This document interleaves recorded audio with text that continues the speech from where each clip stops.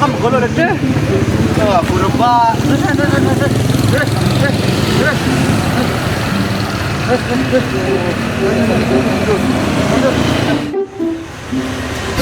Berapa?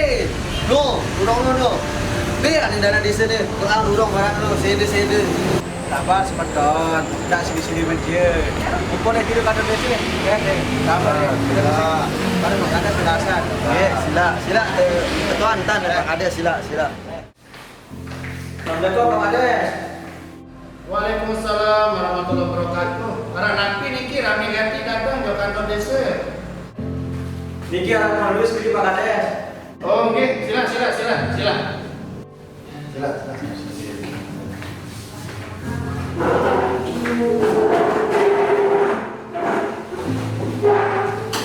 Barang niki Pak Kades, jat yang nyampean keluhan, wah yang liwat dan juduk kantor desa baru, ya ada lekok le juduk kantor desa yang sampai rebah ke ada berembe sih, makan nanti terpelihari burung ni ke beri jauh dari desa ni ke, cuma ni ke doang yang keluhan. Baik, jadi terima kasih atas kehadiran Semedon Ojan yang datang. Terima kasih di Pak Warga disambung membantu Pak Ojan Niki yang dapat musibah di depan kantor desa. Jadi dalam kesempatan ini yang terangkan, okay? Jadi terkait dengan kewenangan yang dimiliki oleh desa. Jadi kebetulan jalan di depan kantor desa ini merupakan jalan kabupaten. Nah, jadi yang namanya desa itu dia punya keterbatasan kewenangan. Nah, dari mana jalan kabupaten itu merupakan kewenangan dari kabupaten, ya pemerintah kabupaten yang akan memperbaiki. Ada yang status jalan itu jalan provinsi, maka kewenangan dari pemerintah provinsi. Nah, sedangkan kita dari pemerintah desa mempunyai kewenangan, tapi kewenangan kami terbatas. Dalam hal ini adalah perbaikan jalan yang berstatus jalan desa yang ada di dusun-dusun. Nah, itu adalah merupakan kewenangan desa untuk memelihara dan memperbaiki apabila ada jalan yang rusak. Jadi itu perlu dipahami dulu Pak Ojan, ya, sudah paham sama warga yang lain juga apa batas kewenangan yang dimiliki oleh desa. Jangan sampai nanti kami yang memperbaiki bukan kewenangan desa, salah.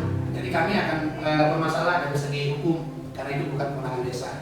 Mungkin sedikit dulu saya gambarkan terkait dengan apa itu dana desa. Karena tadi Pak Ojan menanyakan kenapa nggak diperbaiki sama desa dan kemana saja uang dana desa. Nah, jadi perlu biar dijelaskan apa saja yang dikerjakan oleh pemerintah desa dan alurnya, ya Pak Ojan ya. Jadi dana desa itu adalah dana pusat yang diserahkan ke desa sesuai dengan kewenangan dari Kementerian Keuangan, Kemendagri dan Kementerian desa. Jadi 3 kementerian yang mengatur terkait dana desa. Nah, jadi dana desa ini punya alur. Bagaimana bisa dikelola oleh desa. Pertama itu ada musyawarah dari masyarakat di kantor desa dengan melakukan penetapan rencana kerja pemerintah desa atau disingkat dengan RKP desa, RKPdes. Nah, setelah RKPdes itu dimusyawarahkan sesuai dengan hasil musyawarah di masing-masing dusun, nah itu dibawa oleh BPD sebagai perwakilan masyarakat, ada kepala wilayahan juga dimusyawarahkan di desa. Nah, nanti di bulan Desember RKP desa yang sudah dimusyawarahkan ditetapkan di bulan September, maka di bulan Desember itu akan ditetapkan menjadi anggaran pendapatan dan belanja desa yang disingkat dengan APBDes desa. Nah, setelah ditetapkan oleh pemerintah desa dan BPD, maka itulah menjadi dasar hukum untuk APBDes itu untuk mengerjakan segala kegiatan pemerintah desa yang ada di desa tersebut. Nah, jadi itu. Nah, terkait dengan kegiatan-kegiatannya, yaitu tentunya sudah sesuai dengan regulasi. Ada kebijakan dari pemerintah pusat terkait dengan mana yang menjadi program prioritas nasional itu dikerjakan, dan ada kegiatan-kegiatan yang memang sesuai dengan musyawarah desa, keinginan dari masyarakat untuk perbaikan-perbaikan. Nah, jadi itu ya, Pak Ojan beserta warga biar mengetahui bahwa pemanfaatan dana desa punya alur. Jadi tidak bisa sembarangan kepala desa akan mengerjakan ini itu tanpa ada mengikuti alur. Nah setelah itu kami juga untuk terjadinya transparansi selama kegiatan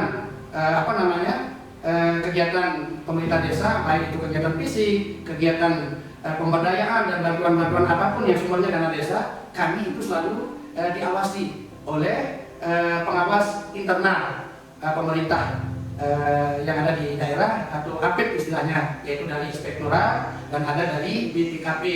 Nah, jadi dana-dana yang kami kerjakan itu ada pendampingan, ada juga pemeriksaan-pemeriksaan sehingga pelaksanaan kegiatan dana desa itu tidak sembarangan, tidak sesuai keinginan kepala desa, jadi harus melalui pendampingan dan pemeriksaan dari Inspektorat tadi maupun dari BPKP. Nah, seandainya ada kegiatan yang kira-kira akan menyimpang, KPH juga bisa di sana kan melakukan pemantauan baik dari Tipikor, dari kepolisian, ada juga dari kejaksaan. Ya, jadi itu Pak Ojang dan dari warga itu dimaklumi. Di dana desa ini tidak sembarangan, bisa dikerjakan apapun tanpa kesepakatan dengan BPD melalui APBDes yang sudah disepakati bersama.